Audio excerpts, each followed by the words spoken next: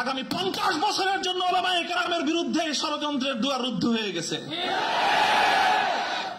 আপনারা যদি এই ধরনের ষড়যন্ত্র করতে থাকেন, জাতি আবার নতুন করে বলবে, এতদিন বলতো ইউসুফ আলাইহিস সালামের বিরুদ্ধে যে ষড়যন্ত্র করছে, মামুনুল হকের বিরুদ্ধে সেই ষড়যন্ত্র, সামনে বলবে মামুনুল হকের বিরুদ্ধে যে ষড়যন্ত্র হয়েছিল, আব্দুল্লাহর বিরুদ্ধে সেই ষড়যন্ত্র। আপনারা চেষ্টা করেছেন বিবস্ত্র করতে চেষ্টা করেছেন, তবে একটা জিনিস ভালো করেছেন, আপনারা যেই কেসটাকে বিবস্ত্র করার জন্য বেছে নিয়েছেন সেই কেসটা ছিল খুব দুর্বল। মূর্তির বিরুদ্ধে বিরুদ্ধাচরণ করার কারণে মূর্তি পূজারীরা তোমার শরীর থেকে সম্মানের আবরুর কাপড় খুলে নিয়েছে। কিয়ামতের দিন যখন সমস্ত মানুষ বিবস্ত্র থাকবে, সর্বপ্রথম আমি তুমি ইব্রাহিম খলিলকে কাপড় পরায়ে সমস্ত মানুষের সামনে সম্মানিত করব।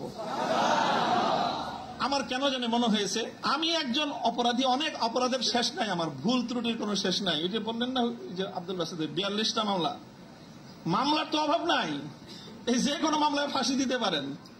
খলিল ইব্রাহিম আলাইহিস সালাতু ওয়াস সালামকে যখন এই মূর্তি বিরোধী আন্দোলনের, মূর্তি বিরোধী কার্যক্রমের পরিণামে নমরুদ কি করেছিল? অগ্নিকুণ্ডে নিক্ষেপ করেছিল। এটা তো সবাই জানি আমরা। কিন্তু অগ্নিকুণ্ডে নিক্ষেপ করাটা এটা নমরুদের প্রধান শাস্তি ছিল না। নমরুদ ইব্রাহিম আলাইহিস সালাম থেকে যে প্রতিশোধটা গ্রহণ করেছিল সেটা কিন্তু প্রধান এটা ছিল না যে নাকি কি করেছে, আগুনে নিক্ষেপ করেছে। আরে খলিল ইব্রাহিমকে আগুনে নিক্ষেপ করে আর কি প্রতিশোধ নিবে? যে বেটা তার প্রাণাধিক প্রিয় সুপুত্রকে আল্লাহর জন্য হাসি মুখে কোরবানি করতে চায়, তার নিজের জীবনের দাম তার কাছে আর কতটুকু, তারে কি মারবে আর কি জ্বালাবে? সবচেয়ে বড় যে জঘন্য কাজটা নমরুদ করেছিল সেটা হলো ইব্রাহিম আলাইহিস সালাতু ওয়াস সালামকে অগ্নিকুণ্ডে নিক্ষেপ করার আগে ওনাকে বিবস্ত্র করে ফেলেছিল, ওনার সারা শরীর থেকে কাপড় খুলে ফেলেছিল, বাংলায় বুঝেন নাই, উলঙ্গ করেছিল।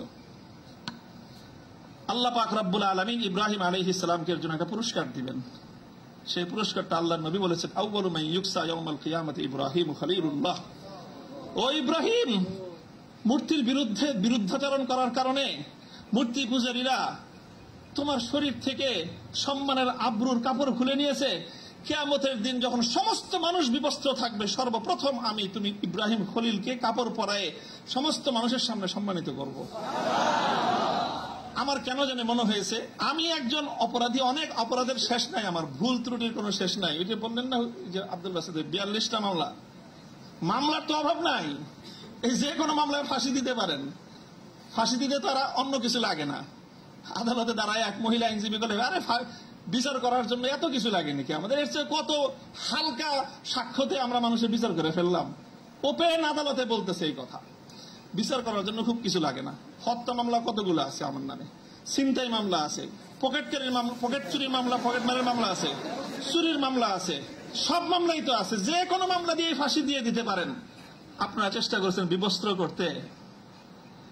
করতে চেষ্টা করেছেন, তবে একটা জিনিস ভালো করেছেন, আপনারা যেই কেসটাকে বিবস্ত্র করার জন্য বেছে নিয়েছেন সেই কেসটা ছিল খুব দুর্বল। আগামী 50 বছরের জন্য উলামায়ে কেরামের বিরুদ্ধে ষড়যন্ত্রের দুয়ার রুদ্ধ হয়ে গেছে।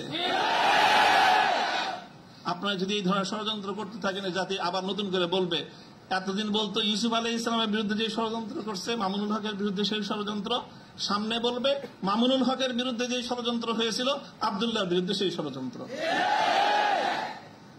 আমি আপনাদের কাছে দোয়া চাই, আল্লাহ রাব্বুল আলামিন যেন আমাকে এটার বিনিময়ে ইব্রাহিম আলাইহিস সালাতু ওয়াস সালামের সঙ্গী করে কিয়ামতের দিন আল্লাহ উঠান। আল্লাহ পাক রব্বুল আলামিন আপনাদের সকলকে জাযায়ে খায়ের দান করুন। আর এটা অনেক বড় কথা আছে যে আমার এই সম্পূর্ণ এই যে আমার বিরুদ্ধে এত কিছু